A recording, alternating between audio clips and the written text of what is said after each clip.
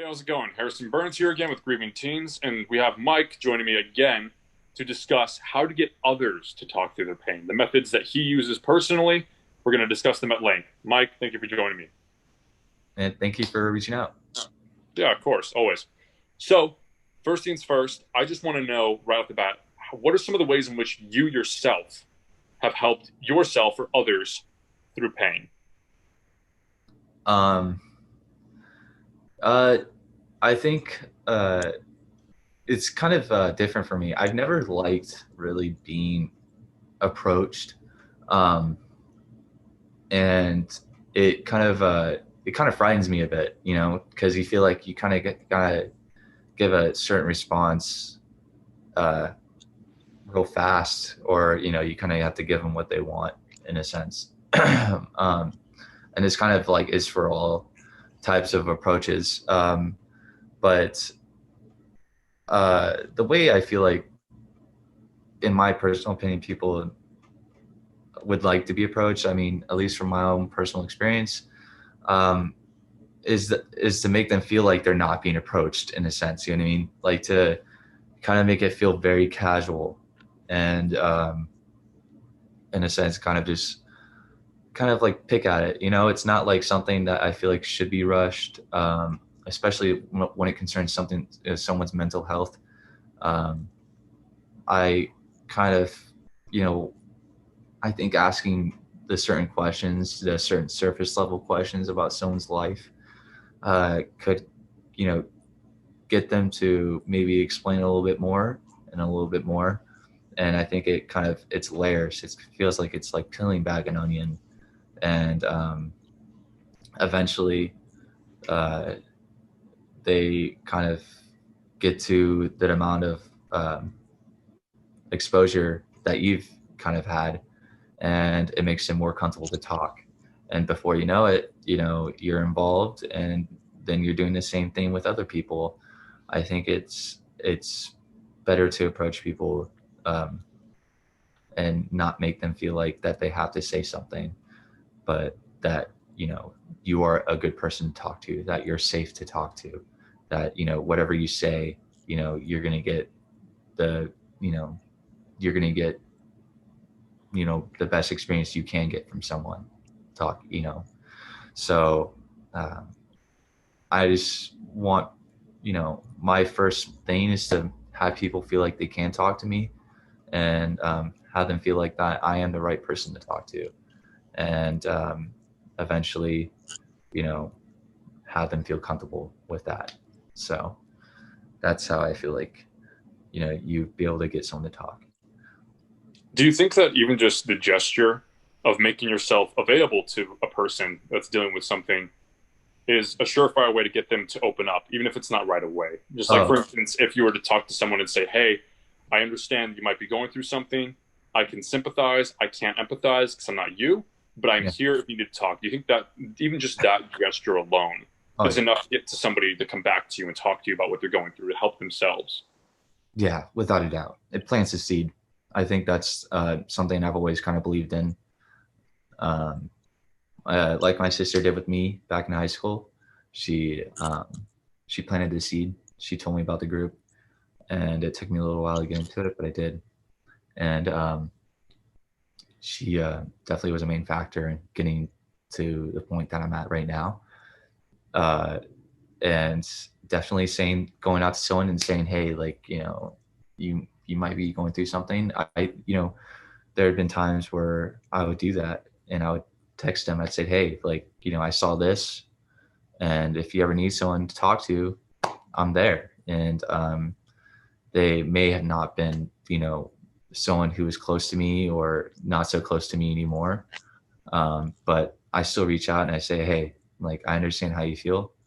Um, and I've been through certain things like that before, and I could totally understand where you're coming from. And if you need someone to talk to, I'm here. And because a lot of people don't have that, and a lot of people, you know, don't feel comfortable reaching out to those people, and saying those things. But at the same time, even when I do feel uncomfortable, I still reach out and I say, hey, if it's someone, we've had issues before in life, I try not to have that get in the way, because you never know. So yeah, I think that's a big factor. Even just making yourself available, no matter who it is, that's definitely key. There's actually something else that I think might be key, but I wanted your opinion on it. So, in your opinion, from your experience, do you think that getting people to talk openly about their pain and the things they're going through is absolutely key to moving forward with it? Yeah, I think acknowledging is without a doubt a big step, because if you don't acknowledge what you're going through, I don't think there's at any point you're going to be able to find a way to get past it and move forward. If you let it sit in your mind, I think, there's been many times where I lay down and, um, like recently I started a journal, and I try to get an entry in every night, and I have done that so far.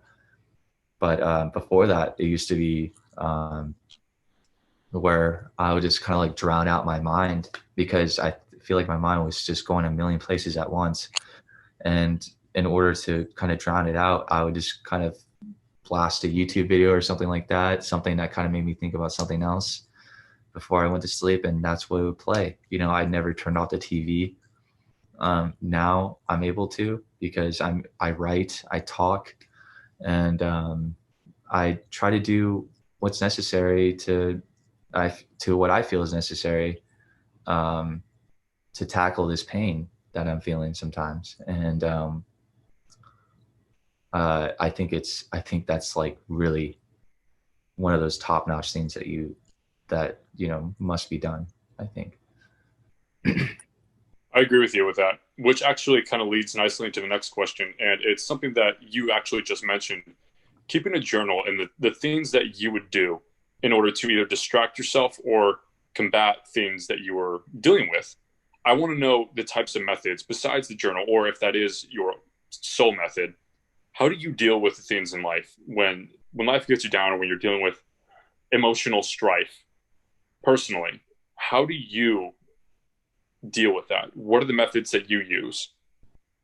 Um, I think when things are getting me down, I mean, it could be anything. Um, it could be, I'm very like, I like to not think that I am, but I kind of am. I'm kind of someone who gets affected by words sometimes, and it sometimes can bring me down. My own mind, I mean, and things around me, people around me. Um, I kind of, I've decided, um, to better myself, no matter what, I had to put myself first.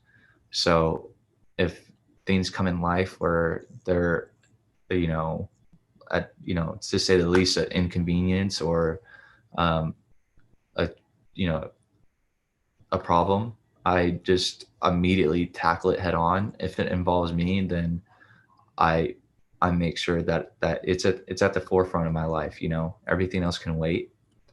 And if I am dealing with pain, then I do what I love to do.